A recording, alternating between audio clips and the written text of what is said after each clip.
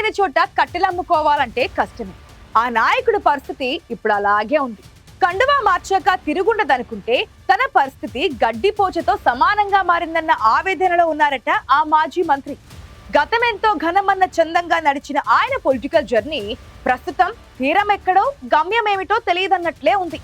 ప్రస్తుతం ఎదురవుతున్న సవాళ్లతో ఆయన రాజకీయ ఉనికి ప్రమాదంలో పడింది. ఇంతకీ ఎవరా మాజీ మంత్రి? ఎక్కడ జరుగుతోంది ఇదంతా?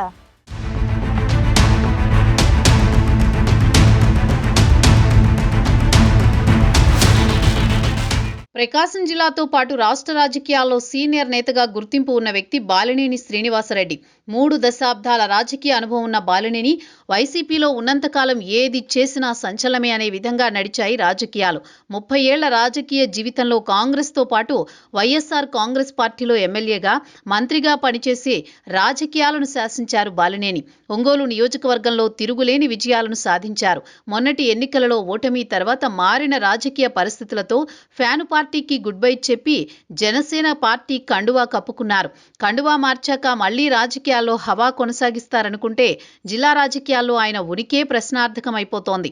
2019లో అధికారంలోకి వచ్చిన వైఎస్ జగన్ ప్రభుత్వంలో మొదటిసారి మంత్రి అయిన బాలినేని మంత్రివర్గ విస్తరణలో పదవి కోల్పోయారు. అప్పటి నుంచి అధినేతతో ఆయనకు గ్యాప్ ఏర్పడింది. అసంతృప్తితో బాలినేని అలకపాన్పు ఎక్కడం, అధిష్టానం ఆయన్ని బుజ్జగించడం జరిగింది.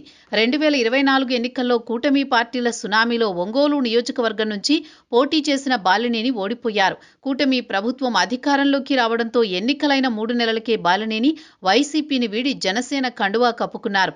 జనసేనలో సత్తా చాటాలనుకున్న బాలినేనికి పార్టీ అధిష్టానం అంత అవకాశం ఇవ్వడం లేదు. దీంతో జనసేనలో తాను ఒకటి తలిస్తే పరిస్థితి మరోలా ఉండడంతో ఏం చేయాలో అర్థం కాని సందిగ్ధ పరిస్థితిలో ఉన్నారు బాలినేని శ్రీనివాసరెడ్డి. మరోవైపు కూటమి పార్టీలో ఉన్నా బాలినేని ఇప్పటికీ ప్రతిపక్ష నేతగానే చూస్తోంది మిత్రపక్ష పార్టీల క్యాడర్.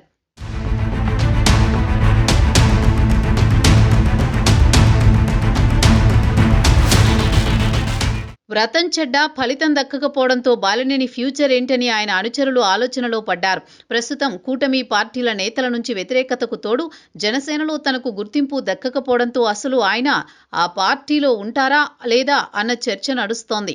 జనసేనలో చేరి ఏడాది కావస్తున్నా ఆ పార్టీలో బాలినేని పాత్ర ఏంటనేది ఇప్పటికీ సస్పెన్స్ గానే ఉంది.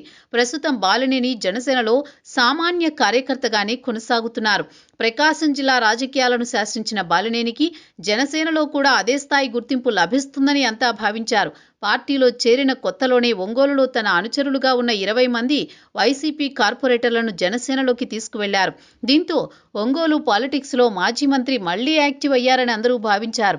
బాలినేని కూడా తనకు పార్టీ ఏదో ఒక కీలక పదవి ఇస్తుందని భావించినా ఆయన ఆశలు అడియాసలయ్యాయి. మరోవైపు జనసేనలో చేరిన తర్వాత బాలినేని ఒంగోలు పొలిటికల్ స్క్రీన్పై కనుమరుగయ్యాడనే భావన ఉంది. ఆయన అనుచర గణం బాలినేనిని నమ్ముకొని జనసేనలో చేరి తాము ఇబ్బంది పడుతున్నామన్న ఆవేదనతో ఉన్నారు ఆయన వెంట నడిచిన కార్పొరేటర్లు కూడా.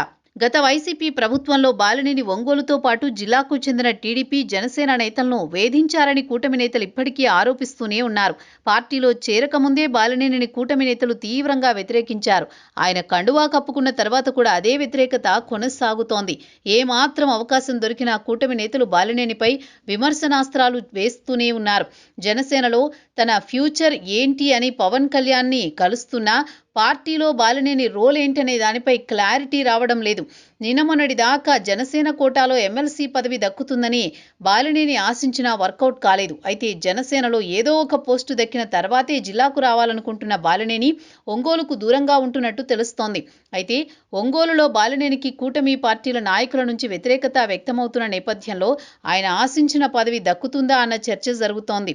పొలిటికల్ ఫ్యూచర్ విషయంలో ఎలాంటి క్లారిటీ రాకపోవడంతో జనసేనలో కొనసాగాలా వద్దా అన్న ఊగిసలాటలో బాలినేని ఉన్నారనే ప్రచారం పొలిటికల్ సర్కిల్లో బలంగానే జరుగుతోంది.